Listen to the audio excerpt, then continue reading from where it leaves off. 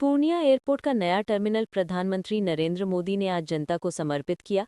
उन्होंने कहा कि सीमांचल के लोग अब देश के बड़े शहरों से सीधे जुड़ पाएंगे। उद्घाटन समारोह में भारी भीड़ उमड़ी। स्थानीय व्यापारियों ने उम्मीद जताई कि अब रोजगार के अवसर भी बढ़ेंगे। गया जिले में विष्णुपद मंदिर परिसर में श्रद्धालुओं की भीड़ उमड़ी। प्रशासन ने सुरक्षा के पुख्ता इंतजाम किए। मंदिर प्रबंधन ने साफ सफाई और सुविधा पर विशेष ध्यान दिया। स्थानीय दुकानदारों को भी व्यापार में बढ़ोतरी की उम्मीद है।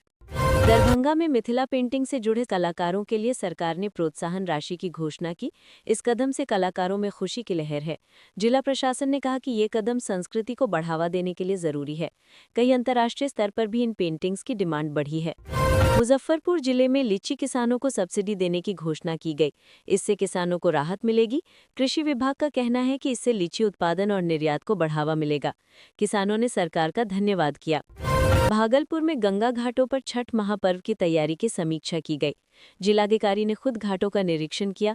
नगर निगम को सफाई और रोशनी की व्यवस्था सुधारने का निर्देश दिया गया। श्रद्धालुओं की सुरक्षा को लेकर भी प्लान तैयार किया गया। बेगूसराय में गैस रिसाव की घटना से लोग दहशत में आ गए। प्रशासन और दमकल विभाग ने तुरंत स्थिति को संभाला। राहत की बात यह रही कि किसी की जान नहीं गई। आसपास के इलाकों में सुरक्षा अलर्ट जारी किया गया। औरंगाबाद जिले में सड़क दुर्घटना में 3 लोगों की मौत हो गई। हादसे के बाद स्थानीय लोगों ने मुआवजे की मांग की। प्रशासन ने पीड़ित परिवारों को हर संभव मदद का भरोसा दिया। पुलिस ने जांच शुरू कर दी। कटिहार में रेल हादसा टल गया जब ड्राइवर की सतर्कता से ट्रेन को समय रहते रोक दिया गया।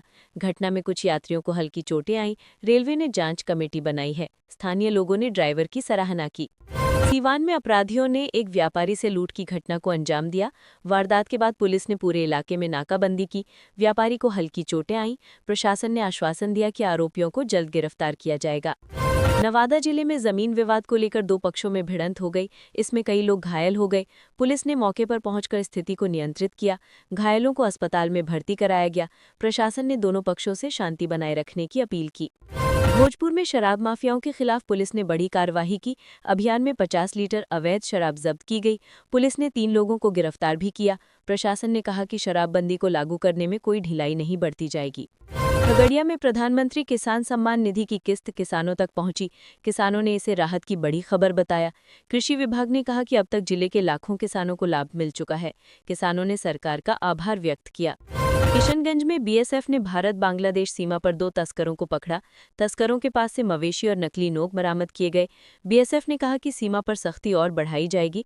ग्रामीणों ने राहत की सांस ली। सारण जिले में बाढ़ प्रभावित इलाकों में राहत सामग्री बांटी गई। प्रशासन ने नावों के जरिए गांव-गांव पहुंचकर मदद पहुंचाई। कई परिवारों को अस्थायी शिविरों में शिफ्ट किया गया। ग्रामीणों ने राहत की सांस ली।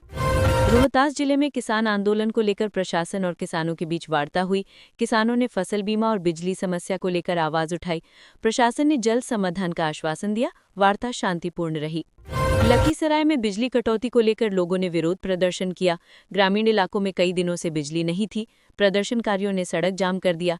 प्रशासन ने समस्या का समाधान जल्द करने का भरोसा दिलाया। सुपौल जिले में स्वास्थ्य विभाग ने बाढ़ प्रभावित क्षेत्रों में हेल्थ कैंप लगाए। डॉक्टरों की टीम ने ग्रामीणों का इलाज किया। बच्चों और बुजुर्गों को दवाइयां मुफ्त दी गईं। लोगों ने इस पहल का स्वागत किया। मधुबनी में मिथिला पेंटिंग की प्रदर्शनी का आयोजन किया गया। इस प्रदर्शनी में देश विदेश से लोग शामिल हुए। कलाकारों ने अपनी कृतियों का प्रदर्शन किया। आयोजन का मकसद संस्कृति और कला को बढ़ावा देना था। जमुई जिले में नक्सल विरोधी अभियान में सीआरपीएफ ने कई ठिकाने ध्वस्त किए। भारी मात्रा में विस्फोटक बरामद किए गए। सुरक्षा बल ने कहा कि ये बड़ी सफलता है। ग्रामीणों ने राहत की सांस ली। गोपालगंज में नगर परिषद ने नालों की सफाई अभियान शुरू किया। बरसात के मौसम को देखते हुए ये कदम उठाया गया। नगर परिषद ने कहा कि इससे जलजमाव की समस्या कम होगी। स्थानीय लोगों ने इस पहल का स्वागत किया। कैमूर में भारी बारिश के कारण पहाड़ी इलाके में भूस्खलन हुआ। कई रास्ते बंद हो गए। प्रशासन ने तुरंत राहत और बचाव दल भेजा। यातायात बहाल करने की कोशिशें जारी हैं। लोग सुरक्षित स्थानों पर शिफ्ट किए जा रहे हैं। अररिया में बाढ़ प्रभावित इलाकों में राहत सामग्री बांटी गई। तटबंध मरम्मत का काम भी तेजी से चल रहा है।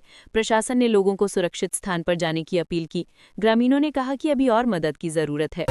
शेखपुरा जिले में शिक्षा विभाग ने कई नए स्कूलों के निर्माण की घोषणा की। इसका उद्देश्य ग्रामीण इलाकों में शिक्षा को बढ़ावा देना है। अधिकारियों का कहना है कि बच्चों को अब बेहतर सुविधाएं मिलेंगी। ग्रामीणों ने स्वागत किया। मधेपुरा जिले में बाढ़ प्रभावित परिवारों के लिए हेल्थ कैंप लगाए गए। डॉक्टरों ने बीमार बच्चों और महिलाओं की जांच की। मुफ्त दवा भी दी गई।